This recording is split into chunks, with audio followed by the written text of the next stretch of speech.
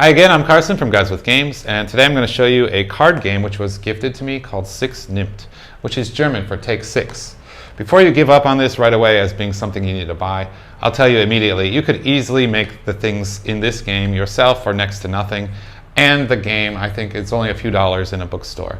So let's open up the box, I'll show you what's inside and how to play, then we can discuss if you are making this yourself, how you might vary it, use the same game mechanics but do different things with it. Okay, as we open the box, you're going to find a lot of cards, so let's take them out and take a look. They're all different. They're all different numbers from number 1 to 104. And you'll also notice that they have these bullhead points at the top of them. Most of them are just 1-point cards.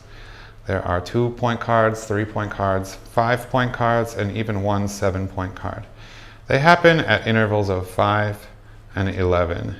So the most expensive card is 55. It's worth 7 because it's divisible by both 5 and 11, 7 points. Now in this game, it works a little bit like golf. Points are bad. So if you have 0 points and your opponent has 100 points, you are the winner.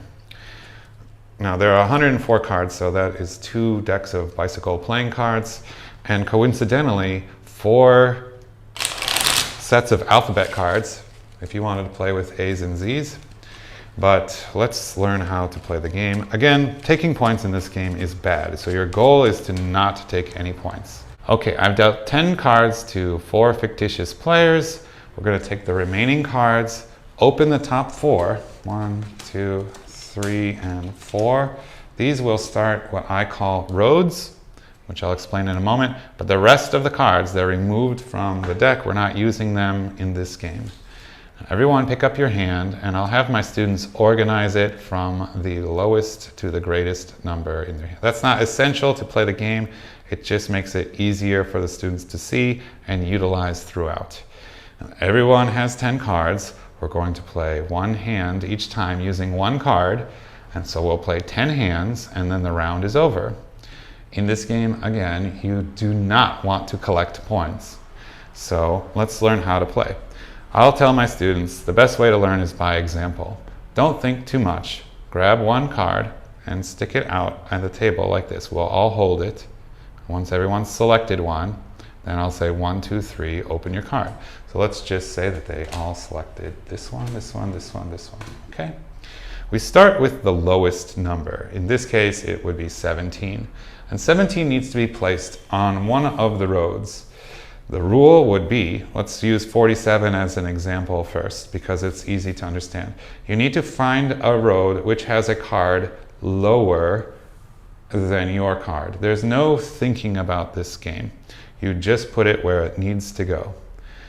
So if I were trying to place 47, it must go here because this card is lower than 47. If I were placing this card, okay, 47 is lower, but I need to put it at the lower closest to my number, which is 61. So it must go here. There's no thinking. You just have to put it where it needs to go. Now, what about if there is no card which is lower? So again, the lowest goes first. He's chosen 17. Well, in this situation, this person is going to have to take some points. And you can choose which road do you want to collect. So let's look at our options. We could collect 3 points, 1, 1, or 1. So let's just say I'm collecting this 1 point. And I'm going to put this there. So this goes into your points pile, which you need to keep separate from your hand. Let's place the other cards where they need to go. 40 must go here. 47 would then go here. 61 goes here. Okay, again, this game's name is Take 6. So 1, 2, 3 is okay. 4 is okay. The 5th card on any road would be very dangerous because whoever places the 6th card must take the 5 before it as points and replace their 6th card to the front. That would look like this. If we just use my cards as an example, we would have this situation. Let's see, 76, 85. That's a bad example. Let's see, 71. If we had this situation, whoever was forced to play at the end of this would collect all of these, and this would go to the front like this. Okay? So that's how the game works. You play 10 times until everyone's used all of their cards, and then you count the points, which is not how many cards do you have, it's how many of these bullheads do you have. So you would count, and again, the lowest point total would be the winner. Now you can insert an English task for this if you want.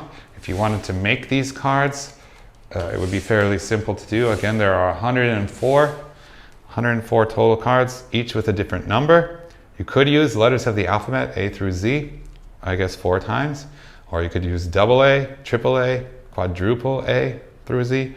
And putting points could be random. The way that the game does it is that anything divisible by 5 is more points.